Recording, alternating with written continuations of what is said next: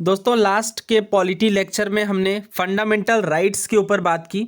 काफ़ी सारे क्वेश्चन हमने किए, कई सारे पार्ट्स हो गए उसके। लेकिन देखिए हमारे संविधान निर्माताओं ने राइट्स को इतना ज़्यादा एक्सटेंसिव बनाया है, बहुत सारे मूल अधिकार शामिल किए हैं। और जैसा कि हमने लेक्चर्स में भी कवर किया और देखा कि हाँ, आर्टिकल 12 से लेकर 35 तक इतने सारे अधिकार हैं। लेकिन आज हम बात करेंगे फंडामेंटल ड्यूटीज़ की। देखिए कायदे से तो इसके बाद डीपीएसपी वाला टॉपिक आना चाहिए, क्योंकि हमारे पार्ट 3 में फंडामेंटल राइट्स देखने को मिलता है और पार्ट 4 में होता है डीपीएसपी, राज्य के नीति निर्देशक तत्व। लेकिन हम बात कर रहे हैं पार्ट 4A की, जिसमें बात की गई है फंडामेंटल ड्यूटीज़ की। पहले हम लोग फंडामेंटल ड्यूटीज़ को कवर करेंगे, इसके बाद डीपीएसपी में आएंगे। डीपीएसपी एक लेंदी टॉपिक है और फंडामेंटल ड्यूटीज़ एक छोटा सा टॉपिक है और काफ़ी सारे क्वेश्चन आए हैं, उसे भी इस वीडियो में कवर करेंगे।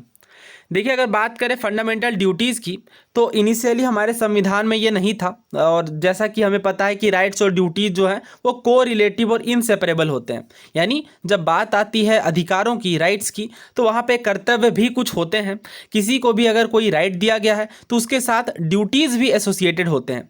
लेकिन हमारे जो ओरिजिनल कॉन्स्टिट्यूशन मेकर हैं उन्हें इस बात की ज़रूरत नहीं महसूस हुई कि फंडामेंटल ड्यूटीज़ को अलग से संविधान में इंक्लूड किया जाए, क्योंकि देखिए राइट्स और ड्यूटीज़ आपस में इनसेपरेबल है। और बहुत सारी, जैसे जब हमारा देश आज़ाद हुआ तो सबसे मुख्य बात ये थी कि जो भी हमें अधिकार नहीं दिए गए हैं ब्रिटिश टाइम पे, उन सभी राइट्स को इनकॉर्पोरेट करना सबसे मुख्य उद्देश्य था उस टाइम पे। और इस तरीके से लेकिन बाद में 1976 में फंडामेंटल ड्यूटीज़ को हमारे संविधान में जोड़ा गया। और जैसा कि मैंने आपको बताया है कि जब भी संविधान संशोधन करके किसी भाग को जोड़ा जाए तो ABCD लगा दिया जाता है जिस क्रम में संशोधन होगा। तो इस तरीके से पार्ट 4A में फंडामेंटल ड्यूटीज़ यानी मूल कर्तव्य शामिल किए गए। दोस्तों एक बात और, जब बात आई है फंडामेंटल ड्यूटीज़ की, तो हमारे कॉन्स्टिट्यूशन मेकर को स्टेट की ड्यूटीज़ इनकॉर्पोरेट की है उन्होंने डीपीएसपीज के रूप में। तो डीपीएसपी जो है वो गवर्नेंस के लिए फंडामेंटल है, राइट। ये सिविल सर्विस में क्वेश्चन भी आया है। गवर्नेंस सिस्टम के लिए जो मुख्य बात है, जो फंडामेंटल चीज़ है, वो हमारी डीपीएसपी है, राइट, जो कि स्टेट की ड्यूटीज़ होती है। लेकिन जब बात आई सिटीजन के ड्यूटीज़ की, तो फंडामेंटल ड्यूटीज़ को जो सिटीजन्स की हैं इन्हें ऐड किया गया 1976 में। और जो हमारी जो फंडामेंटल ड्यूटीज़ है वो यूएसएसआर, जो कि अर्शवाइल यानी भूतपूर्व यूएसएसआर, हमें पता है यूएसएसआर बाद में खंडित हो गया या रसिया में और बाकी देशों में, तो इस तरीके से जो फंडामेंटल ड्यूटीज़ है वो यूएसएसआर से इंस्पायर्ड है। जितने भी मेजर डेमोक्रेटिक कंट्रीज़ हैं जैसे USA, Canada, France, Germany, Australia, इनमें भी अगर आप देखें तो list of duties of citizen नहीं देखने को मिलता है। ये बहुत यूनिक बात है। ड्यूटीज़ की जब बात आती है सिटीजन्स की, तो किसी भी देश में USA, कनाडा, फ्रांस, जर्मनी, ये जो मेजर डेमोक्रेटिक कंट्रीज़ हैं इनमें नहीं देखने को मिलता। लेकिन जापानीज़ कॉन्स्टिट्यूशन की अगर बात की जाए तो एक एक्सटेंसिव लिस्ट देखने को मिलेगी ड्यूटीज़ की जापानीज़ सिटीज़न के लिए। और जो सोशलिस्ट कंट्रीज़ होती हैं, जो सोशलिस्ट आइडियोलॉजी में बिलीव रखती हैं, ये भी फंडामेंटल राइट और ड्यूटीज को इक्वल इंपॉर्टेंस देती हैं। और इस तरीके से जो यूएसएसआर, अर्स्टवाइल यूएसएसआर है, उसके संविधान में ये डिक्लेयर किया गया कि सिटीजन जिस तरीके से राइट्स को एक्सरसाइज करते हैं, फ्रीडम्स को, उसी तरीके से ड्यूटीज और एब्लिगेशन को भी परफॉर्म करना चाहिए। दोस्तों जब हमारे देश में इंटरनल इमरजेंसी लागू था 1975 से 77 वाला पीरियड, तो बात की जा रही है 1976 की। 1976 ईस्वी में जो कांग्रेस पार्टी है वो सरदार स्वर्ण सिंह कमेटी को गठित करती है और इनके द्वारा रिकमेंडेशन दिया जाता है फंडामेंटल ड्यूटीज़ के विषय में कि फंडामेंटल ड्यूटीज़ की नेसेसिटी है। और इस तरीके से कमेटी रिकमेंड करती है कि एक सेपरेट चैप्टर ही इंक्लूड करना चाहिए हमारे संविधान में। और इसके बाद यह बताया गया कि जो सिटीजन है should become conscious that in addition to the enjoyment of rights they also have certain duties to perform as well. यानी इतने सारे राइट्स के साथ साथ कुछ कर्तव्य भी हैं नागरिकों के। और कांग्रेस गवर्नमेंट इस रिकमेंडेशन को एक्सेप्ट कर लेती है और इस तरीके से 42nd constitutional amendment act enact के तहत 1976 में फंडामेंटल ड्यूटीज़ को हमारे संविधान के पार्ट 4A में इनकॉर्पोरेट कर लिया जाता है। देखिए जो फंडामेंटल ड्यूटीज़ है वो केवल एक आर्टिकल 51A में दी गई है।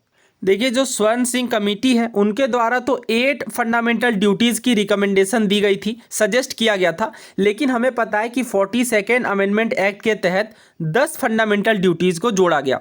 अभी एक्स्ट्रा कौन से 2 थे और बाद में हमें पता है कि 2002 में एक और जोड़ी गई है। तो इस तरीके से अभी वर्तमान में 11 फंडामेंटल ड्यूटीज़ हैं। देखिए जो कुछ रिकमेंडेशन थी सरदार स्वर्ण सिंह कमेटी की, उसे एक्सेप्ट नहीं किया गया कांग्रेस पार्टी के द्वारा और इस तरीके से कॉन्स्टिट्यूशन में इनकॉर्पोरेट नहीं किया गया है। अब ये कौन से दो हैं, देखिए पहला तो ये कि यहाँ पे बात की गई है पार्लियामेंट में provide for the imposition of such penalty और punishment as may be considered appropriate or any compliance with or refusal to observance of any duty. देखिए इसका मतलब ये है कि अगर कोई ड्यूटीज़ को फॉलो करने से या ऑब्जर्व करने से रिफ्यूज़ करता है, मना करता है या असमर्थ होता है तो पार्लियामेंट के द्वारा कुछ पेनल्टी या पनिशमेंट लगाई जा सकती है। इस चीज़ को देखिए शामिल नहीं किया गया और इस तरीके से जो हमारी फंडामेंटल ड्यूटीज़ है वो नॉन जस्टिसिएबल है। नॉन जस्टिसिएबल का मतलब आपको पता होगा कि अगर कोई फंडामेंटल ड्यूटीज़ के किसी प्रोविज़न को वायलेट करता है तो कोर्ट नहीं जाया जाएगा। देखिए कमेटी के द्वारा सेकेंड कौन सी रिकमेंडेशन दी गई थी जिसे इनकॉर्पोरेट नहीं किया गया हमारे संविधान में फंडामेंटल ड्यूटीज़ के रूप में। दूसरा ये कहा जा रहा है कि no law imposing such penalty और punishment shall be called in question in any court on the ground of infringement of any of fundamental rights.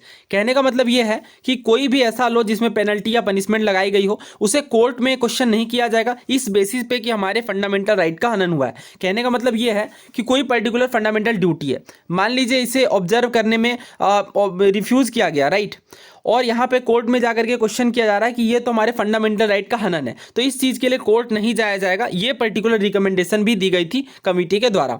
और तीसरा देखिए सबसे इंपॉर्टेंट, ये आपको ध्यान भी रखना है कि ड्यूटी टू पे टैक्सेस, ये भी एक फंडामेंटल ड्यूटी बनाई जाएगी, ऐसा कमेटी के द्वारा रिकमेंडेशन दिया गया, लेकिन कांग्रेस गवर्नमेंट के द्वारा एक्सेप्ट नहीं किया गया और ये चीज़ें हमारी फंडामेंटल ड्यूटीज़ का पार्ट वर्तमान में नहीं है, राइट। ये कमेटी की रिकमेंडेशन थी।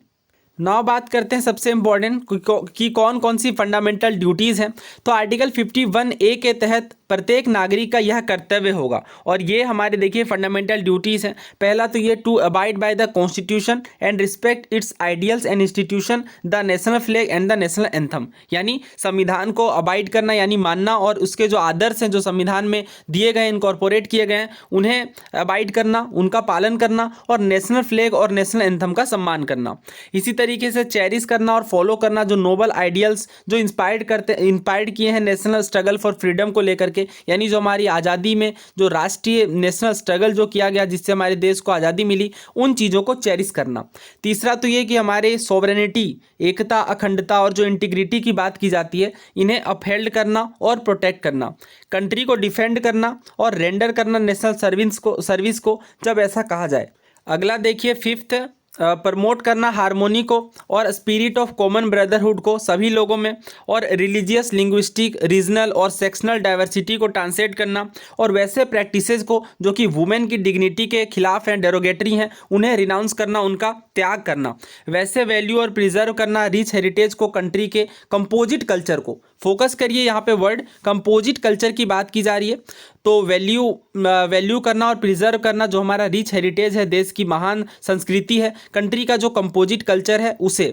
और अगला देखिए प्रोटेक्ट करना और इम्प्रूव करना किसे, नेचुरल इन्वायरमेंट को जिसमें forest, lake, river, wild life, ये सभी चीज़ें शामिल हैं। और कंपेशन रखना, करुणा की भावना रखना लिविंग क्रिएचर्स के लिए। अगला देखिए साइंटिफिक चीज़ों को बढ़ावा देना, डेवलप करना, ह्यूमनिज्म को डेवलप करना और इंक्वायरी और रिफॉर्म की स्पिरिट को भी जागृत करना। कहने का मतलब यह है कि अंधविश्वासों पे नहीं मानना और ह्यूमनिज्म और साइंटिफिक टेम्पर की भावना को विकसित करना। सेफगार्ड करना पब्लिक प्रॉपर्टी को और वायलेंस की निंदा करना, एब्जॉर्ब करना। अगला देखिए strive towards excellence in all spheres of individual and collective activity so that the nation constantly rises to higher level of endeavour and achievement, यानी सारे इंडिविजुअल के सभी स्फीयर्स में एक्सेलेंस को स्ट्राइव करना, कलेक्टिव एक्टिविटी की बात की जा रही है ताकि हमारा देश और ऊंचाइयों को छू सके। इसके बाद देखिए ये वाला जो पर्टिकुलर फंडामेंटल ड्यूटी है ये 86th कॉन्स्टिट्यूशनल अमेंडमेंट एक्ट 2002 के द्वारा जोड़ी गई है। बहुत बार एग्जाम्स के अंदर पूछा गया है। देखिए एक एक पॉइंट से यहाँ पे क्वेश्चन बने हैं, अभी जब हम लोग प्रीवियस ईयर क्वेश्चन करेंगे तो देखेंगे। तो यहाँ पे अपॉर्चुनिटीज़ प्रदान करना एजुकेशन के लिए चाइल्ड या फिर वर्ल्ड को जो कि 6 से 14 साल की उम्र के हैं। ये एज बार आपको ध्यान रखना है, 6 to 14 ईयर्स के लिए बात की जा रही है। ना बात करते हैं फंडामेंटल ड्यूटीज़ के फीचर्स की। तो सबसे पहले देखिए कुछ तो मोरल ड्यूटीज़ हैं जबकि कुछ सिविक ड्यूटीज़ हैं। इसका क्या मतलब है, जैसे हमारे फ्रीडम स्ट्रगल के नोबल आइडियाज़ को चेरिश करना, ये एक मोरल परसेप्ट है। मोरल परसेप्ट का मतलब ये है कि एक नैतिक भावना है। और कॉन्स्टिट्यूशन को रिस्पेक्ट करना, नेशनल फ्लैग, नेशनल एंथम की रिस्पेक्ट करना, ये एक सिविक ड्यूटी है, यानी एक नागरिक का कर्तव्य है। दोस्तों जैसा कि हमें पता है कि कुछ को छोड़ करके जो फंडामेंटल राइट्स हैं वो फॉरेनर्स को भी प्रदान किए गए हैं। हाँ, कुछ एक्सेप्शन है बट फॉरेनर्स को भी दिए गए हैं। लेकिन जो फंडामेंटल ड्यूटीज़ है ये केवल इंडियन सिटीजन्स तक ही सीमित है और फॉरेनर्स को एक्सटेंडेड नहीं है। यानी इंडियन सिटीजन्स को ही फॉलो करने फंडामेंटल ड्यूटीज़, फॉरेनर्स के लिए एक्सटेंडेड नहीं है। और डीपीएसपी की तरह ही जो फंडामेंटल ड्यूटीज़ हैं ये भी नॉन जस्टिसिएबल हैं। Constitution does not provide for their direct enforcement by the courts. तो कोर्ट्स के द्वारा डायरेक्ट इन्फोर्समेंट की बात नहीं की जाती है और कोई लीगल सैंक्शन नहीं है वायलेशन पर। लीगल सैंक्शन मतलब कोई विधि के द्वारा सैंक्शन नहीं लगाया जाएगा। लेकिन एक बात और ध्यान रखनी है, parliament is free to enforce them by suitable legislation. यानी लेजिस्लेशन के द्वारा एनफोर्स करने की शक्ति पार्लियामेंट के पास है। ये भी इंपॉर्टेंट पॉइंट है। दोस्तों रिसेंट में बहुत सारे क्वेश्चन पूछे गए हैं, उन्हें हम लोग कवर करते हैं वन बाय वन। देखिए ये सवाल CDS 1 2022 में पूछा गया। बहुत अच्छा क्वेश्चन है, इनफैक्ट बेस्ट क्वेश्चन होगा आज के वीडियो का हमारा। पार्ट 4A में हमारे संविधान में कौन सा ड्यूटी के रूप में मेंशन नहीं किया गया है। यानी आपको नोट पे फोकस करना है, नोट बताना है कि कौन से फंडामेंटल ड्यूटी नहीं है। पहले में कहा जा रहा है नेशनल सर्विस को रेंडर करना, जब ऐसा कहा जाए when called upon two do so. दूसरे में कहा जा रहा है वैसे प्रैक्टिसेस को रिनाउंस करना, उनका त्याग करना जो कि महिला की डिग्निटी यानी गरिमा के डेरोगेटरी हैं। तीसरे में कहा जा रहा है वैल्यू और प्रिजर्व करना यूनिटरी नेशनल कल्चर को। और चौथे में कहा जा रहा है इंक्वायरी और रिफॉर्म की स्पिरिट को डेवलप करना। तो देखिए हमारा करेक्ट आंसर ऑप्शन सी है, क्योंकि यहाँ पे यूनिटरी नेशनल कल्चर की बात की जा रही है। लेकिन देखिए यहाँ पे वैल्यू और प्रिजर्व करना रिच हेरिटेज को और कंपोजिट कल्चर को, कंपोजिट कल्चर की बात की गई है, ना कि यूनिटरी कल्चर की। दोस्तों कंपोजिट कल्चर और यूनिटरी कल्चर में थोड़ा फ़र्क है। देखिए जब बात आती है कंपोजिट कल्चर की तो बहुत सारी सोसाइटीज़ के एसिमिलेशन से कंपोजिट कल्चर का निर्माण होता है। जैसे इंडिया के केस में भी आप देख सकते हैं अलग अलग तरह की सोसाइटीज़, बाहर से भी बहुत लोग आए हैं और इंडिया में भी अलग अलग तरह की सोसाइटीज़, तो इन सभी के मिश्रण से जो कंपोजिट कल्चर बनता है वो कंपोजिट कल्चर कहलाता है। तो इस तरीके से ऑप्शन सी यहाँ पे गलत है। ओके, हमारा करेक्ट आंसर होगा ऑप्शन सी, क्योंकि नॉट करेक्ट हमसे पूछा गया था क्वेश्चन में। नेक्स्ट क्वेश्चन देखिए, अभी रिसेंटली CAPF में पूछा गया है स्वर्ण Singh committee recommended the insertion of which of the following provision. तो अभी हमने बात की स्वर्ण सिंह कमेटी के द्वारा रिकमेंड किया गया फंडामेंटल ड्यूटीज़ को इंक्लूड करना, तो ऑप्शन बी यहाँ पे करेक्ट होगा। नेक्स्ट क्वेश्चन देखिए, ये भी रिसेंटली पूछा गया है। बहुत सारे रिसेंट वाले क्वेश्चन मैंने इंक्लूड किए हैं। आपसे पूछा जा रहा है कौन सा फंडामेंटल ड्यूटी नहीं है। पहले में कहा जा रहा है प्रोटेक्ट करना मॉन्यूमेंट और प्लेसेस को जो कि नेशनल इंपॉर्टेंस के हैं। तो देखिए ये DPSP है, ना कि फंडामेंटल ड्यूटी। आर्टिकल 49 में ये देखने को मिलेगा। जब हम DPSP के अंदर बात करेंगे तो काफ़ी डिटेल में इसे कवर करेंगे। बाकी तीनों फंडामेंटल ड्यूटीज़ हैं, प्रोटेक्ट करना और इम्प्रूव करना नेचुरल इन्वायरमेंट को, जिसमें फॉरेस्ट, वाइल्ड लाइफ, ये चीज़ें इंक्लूडेड हैं। पब्लिक प्रॉपर्टी को सेफगार्ड करना और वायलेंस को ऑब्जर्व करना, निंदा करना। और चौथे में कहा जा रहा है रिस्पेक्ट करना नेशनल एंथम को, राइट। तो B, C और D हमारी फंडामेंटल ड्यूटीज़ है। ऑप्शन A यहाँ पे करेक्ट होगा। नेक्स्ट क्वेश्चन देखिए, अगेन वही आपसे पूछा जा रहा है कि कौन सा फंडामेंटल ड्यूटी नहीं है। ओके, पहले में कहा जा रहा है नेशनल फ्लैग की रिस्पेक्ट करना, तो बिल्कुल है। डिफेंड करना कंट्री को, बिल्कुल है। एजुकेशन प्रोवाइड करना, ये भी हमने देखा 86th अमेंडमेंट एक्ट 2002 के तहत ये 11th फंडामेंटल ड्यूटी के रूप में ऐड किया गया है। प्रमोट करना विलेज और कॉटेज इंडस्ट्रीज़ को, देखिए ये DPSP है, ना कि फंडामेंटल राइट्स। तो DPSP हम डिटेल में इस पर बात करेंगे ही। तो ऑप्शन D यहाँ पे करेक्ट होगा हमारा। नेक्स्ट क्वेश्चन देखिए, अगेन वही पूछा जा रहा है कि कौन सा फंडामेंटल ड्यूटी नहीं है। ये सिविल सर्विसेज का क्वेश्चन है। पहले में कहा जा रहा है वोट करना पब्लिक इलेक्शन में, साइंटिफिक टेम्पर को डेवलप करना, पब्लिक प्रॉपर्टी को सेफगार्ड करना और अबाइड करना कॉन्स्टिट्यूशन और उसके आइडियल्स की रिस्पेक्ट करना। तो B, C और D बिल्कुल फंडामेंटल ड्यूटी है, लेकिन पब्लिक इलेक्शन में वोटिंग ये फंडामेंटल ड्यूटी नहीं है। तो ऑप्शन A यहाँ पे करेक्ट होगा। नेक्स्ट क्वेश्चन देखिए, अगेन सिविल सर्विसेज का है। आपसे पूछा जा रहा है कि कौन कौन से फंडामेंटल ड्यूटीज़ हैं। पहले में कहा जा रहा है प्रिजर्व करना रिच हेरिटेज को, जो हमारा कंपोजिट कल्चर है, बिल्कुल सही है, ये अभी हमने देखा। प्रोटेक्ट करना वीकर सेक्शन को सोशल इनजस्टिस से, देखिए ऐसी फंडामेंटल ड्यूटी नहीं है, DPSP के तहत ये है, तो सेकंड गलत है। साइंटिफिक टेम्पर को डेवलप करना और इंक्वायरी की स्पिरिट को बढ़ाना, ये बिल्कुल सही है। स्ट्राइव करना towards excellence in all sphere of individual and collective activity, तो ये भी बिल्कुल अभी हमने देखा फंडामेंटल ड्यूटी के अंदर ये है। लेकिन सेकेंड वाला नहीं है फंडामेंटल ड्यूटी, तो सेकेंड को एलिमिनेट करेंगे हम अपने आंसर से और हमारा आंसर निकल करके आ गया 1, 3 और 4 ओनली। ये बहुत अच्छा क्वेश्चन है सिविल सर्विसेज 2015 का। To uphold and protect the sovereignty unity and integrity of India is a provision made in the. यहाँ पे बहुत सारे लोग प्रियम्बल में कंफ्यूज होते हैं, लेकिन इसका करेक्ट आंसर देखिए फंडामेंटल ड्यूटीज़ है। फंडामेंटल ड्यूटीज़ के तहत ये देखने को मिलेगा, ये वर्बेटिम लाइन ये देख सकते हैं आप, to uphold and protect the sovereignty unity and integrity of India, ये हमारी फंडामेंटल ड्यूटी है। देखिए हमारे प्रियम्बल में यूनिटी एंड इंटीग्रिटी की तो बात की गई है ऑब्वियसली, लेकिन ये जो वर्बेटिम लाइन है to uphold and protect the sovereignty, तो यहाँ पे देखिए दायित्व की बात की जा रही है कि अपहोल्ड करना है और प्रोटेक्ट करना है सॉवरेनिटी को, यूनिटी को और इंटीग्रिटी को। तो ये चीज़ फंडामेंटल ड्यूटीज़ के तहत देखने को मिलेगी।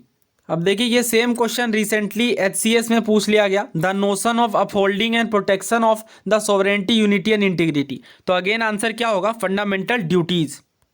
राइट, प्रियम्बल से कंफ्यूज नहीं करना है आपको। नेक्स्ट क्वेश्चन देखिए सिविल सर्विसेज 2017 का है। फंडामेंटल ड्यूटीज़ के बारे में आपको ट्रू स्टेटमेंट बताना है। पहले में कहा जा रहा है a legislation process has been provided to enforce these duties. तो हमें पता है कि कोई लेजिस्लेशन प्रोसेस नहीं है इन ड्यूटीज़ को एनफोर्स करवाने के लिए कोर्ट के द्वारा। तो फर्स्ट तो गलत है, क्योंकि हमें पता है नॉन जस्टिसिएबल है हमारी फंडामेंटल ड्यूटीज़। दूसरे में कहा जा रहा है ये को रिलेटिव है लीगल ड्यूटीज़ के, ये भी गलत है। देखिए को रिलेटिव लीगल ड्यूटीज़ के नहीं है, more of a moral duty आप कह सकते हैं। लीगल ड्यूटी के तहत ये हो जाएगा कि ये मतलब कानूनी तौर पे, विधिक तौर पे ये आपको फॉलो करना ही है। तो इस तरीके से सेकंड भी गलत है, हमारा आंसर होगा D, neither one nor two. Next question देखिए बेहद आसान क्वेश्चन है। 86th अमेंडमेंट एक्ट के तहत कौन सा जोड़ा गया? तो डायरेक्ट हम लोग इसके आंसर पर बात करते हैं। 6 से 14 साल के बच्चों के लिए हमने बात की एजुकेशन की अपॉर्चुनिटीज़ प्रोवाइड कराने की, राइट। और ये 11th फंडामेंटल ड्यूटी बनी हमारी अमेंडमेंट के द्वारा। नेक्स्ट क्वेश्चन देखिए बहुत easy question, the provision under article 51A। तो 51A पार्ट 4A में क्या बात की गई है? फंडामेंटल ड्यूटीज़ की। तो करेक्ट आंसर होगा ऑप्शन डी।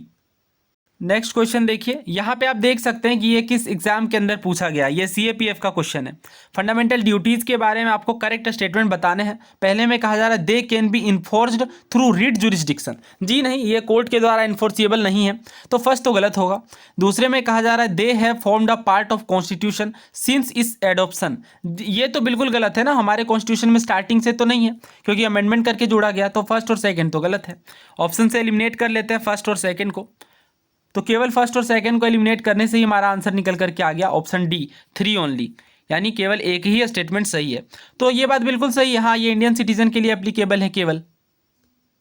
नेक्स्ट क्वेश्चन देखिए, अगेन ये सीएपीएफ में है। तो सीएपीएफ में काफ़ी सारे क्वेश्चंस पूछे गए हैं लगता है फंडामेंटल ड्यूटीज़ के ऊपर।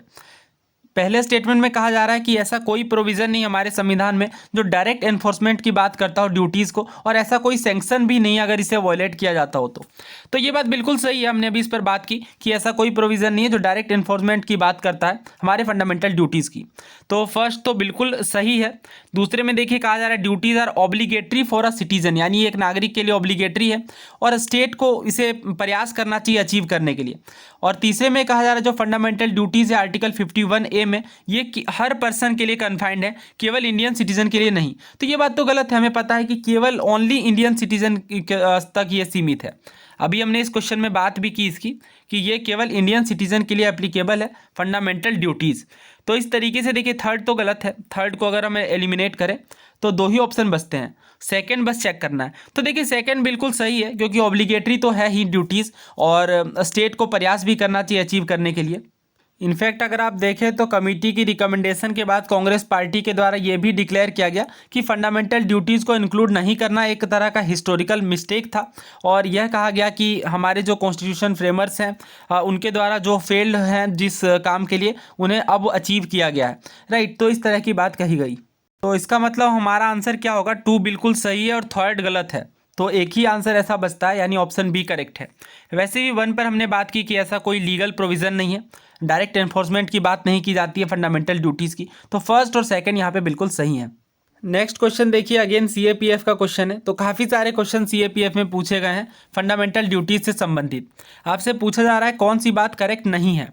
पहले में कहा जा रहा है जो फंडामेंटल ड्यूटीज़ हैं ये ओरिजिनली हमारे कॉन्स्टिट्यूशन में नहीं थे। तो ये बात तो बिल्कुल सही है, हमें पता है कि बाद में अमेंडमेंट के द्वारा जोड़े गए हैं। दूसरे में कहा जा रहा है कि जो सेफगार्ड करना पब्लिक प्रॉपर्टी को और वायलेंस को एब्जॉर्ब करना, त्याग करना एक फंडामेंटल ड्यूटीज़ हैं। तो बिल्कुल ये फंडामेंटल ड्यूटीज़ हैं, एनफोर्सिबल नहीं है रीट्स के द्वारा। हाँ, ये बात भी बिल्कुल सही है कि फंडामेंटल ड्यूटीज़ को रिट जारी करके एनफोर्स नहीं किया जा सकता, जैसा कि फंडामेंटल राइट्स के केस में किया जा सकता है। तो थर्ड भी बिल्कुल सही है, यानी हमारा आंसर क्या होगा, एलिमिनेशन के द्वारा ऑप्शन डी करेक्ट होगा। They may not be used for determining the constitutionality of laws, यानी कानून की संवैधानिकता की जांच के लिए इसका इस्तेमाल नहीं किया जा सकता, ऐसा कहता है ये कथन। तो बिल्कुल गलत कहता है, क्योंकि अभी हम लोग बात करें तो देखिए जब बात करेंगे फंडामेंटल ड्यूटीज़ के महत्व की तो बहुत सारी चीज़ें हैं, बहुत सारे क्रिटिसिज्म हैं इनफैक्ट, लेकिन इसके अलावा बहुत ज़्यादा सिग्निफिकेंस भी है हमारी फंडामेंटल ड्यूटीज़ का। पहला तो ये कि सिटीज़न को रिमाइंडर प्रदान करता है कि राइट्स एंजॉय करने में इतना मशगूल नहीं होना है, कि कुछ ड्यूटीज़ भी हैं हमारी ओके देश के प्रति, सोसाइटी के प्रति। और इस तरीके से और भी बहुत सारी बातें हैं जो हम, जैसे ये सोर्स ऑफ इंस्पिरेशन का काम करता है सिटीज़न के लिए, डिसिप्लिन और कमिटमेंट की भावना को प्रमोट करता है। इसके अलावा देखिए कोर्ट्स के लिए ये कॉन्स्टिट्यूशनल वैलिडिटी की जांच करने में भी काफ़ी अहम योगदान निभाता है। 1992 में supreme court ruled that in determining the constitutionality of any law, if a court finds that the law in question seek to give effect of a fundamental duty, it may consider such law to be reasonable in relation to article 14, जो बात करता है equality before law की, या फिर article 19 and दस save such law from अनकॉन्स्टिट्यूशनलिटी। यानी 1992 में सुप्रीम कोर्ट के द्वारा ये रूल्ड किया गया कि अगर किसी भी लॉ की कॉन्स्टिट्यूशनलिटी की बात आएगी तो फंडामेंटल ड्यूटीज़ के कॉन्सोनेंस में देखा जा सकता है, और बेसिकली अगर ये फंडामेंटल ड्यूटीज़ के रीजनेबल है तो उसे लीगल करार किया जा सकता है।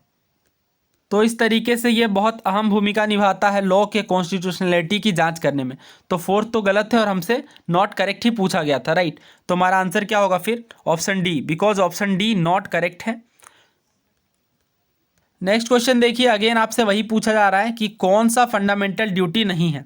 तो मोस्ट ऑफ द क्वेश्चन में यही पूछा गया है कि कौन सा फंडामेंटल ड्यूटी नहीं है। सीडीएस का क्वेश्चन है, पब्लिक प्रॉपर्टी को सेफगार्ड करना बिल्कुल ये हमारा फंडामेंटल ड्यूटी है। नेचुरल एनवायरनमेंट को प्रोटेक्ट करना और इंप्रूव करना बिल्कुल है। साइंटिफिक टेम्पर को बढ़ावा देना, इंक्वायरी की स्पिरिट की क्षमता को डेवलप करना बिल्कुल है। इंटरनेशनल पीस और सिक्योरिटी को प्रमोट करना ये डीपीएसपी है, न कि फंडामेंटल ड्यूटीज़। तो हमारा आंसर क्या होगा, ऑप्शन डी। ये बेहद सरल सवाल एनडीए में पूछा गया, आर्टिकल 51A के तहत क्या प्रदान किया गया है। तो ऑफकोर्स फंडामेंटल ड्यूटीज़। तो दोस्तों इस तरीके से हमने काफ़ी सारे क्वेश्चन कवर किए। कुछ क्वेश्चन हालांकि मैंने फंडामेंटल राइट से भी इंक्लूड करने का सोचा, बट ये वीडियो काफ़ी लेंदी हो जाएगी और नेक्स्ट वीडियो में मैं उन क्वेश्चंस को भी डिस्कस करूँगा। उम्मीद है आपको ये वीडियो पसंद आई होगी। आपने राय अथवा विचार कमेंट बॉक्स में लिख सकते हैं। धन्यवाद।